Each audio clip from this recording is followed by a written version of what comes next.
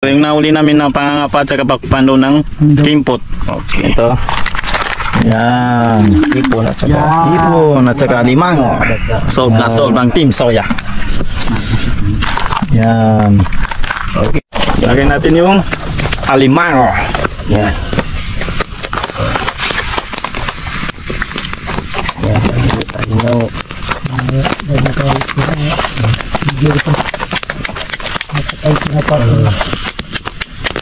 Lagyan natin ng asin.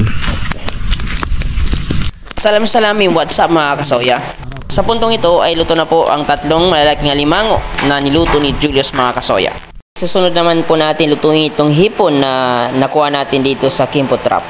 At kahit simpleng luto lang ito mga kasoya ay masarap to dahil lulutuin natin with oyster sauce at may kasamang pagmamahal.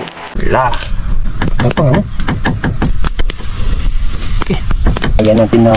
So yan na nga mga kasoya, so nilagyan na natin itong soy sauce para panlasa sa niluluto nating hipon. So isusunod naman natin itong oyster sauce mga kasoya para mas lalong sumarap ang lasa itong niluluto natin mga kasoya. So ayan na nga mga kasoya, so tinikman na ni Julius itong niluto nating hipon with oyster sauce. So masarap daw sabi ni Julius. Yung hipon. Hipon.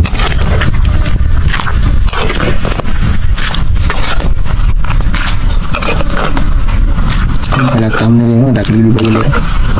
Sinong nanonood dyan, magkain tayo. Shout out. Shout out para sa naga.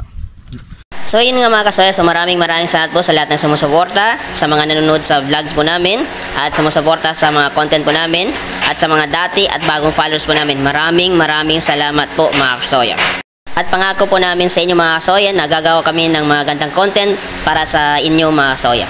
At kung nagustuhan nyo ang mga ganitong content, Cats and Cook at pagpapatawang content, ay paki-support, follow, like and share mga kasoy itong page po namin.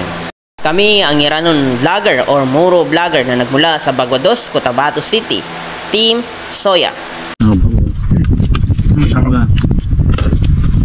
So yung mga kasoya, so shoutout sa lahat ng sumusuporta sa amin na tumutulong at nanonood sa lahat ng videos namin. At kung nagustuhan yung video na to, please subscribe and follow and share and comment down below. Hit the bell Para updated kayo sa lahat ng video namin. Team Soya! God bless! Bye-bye!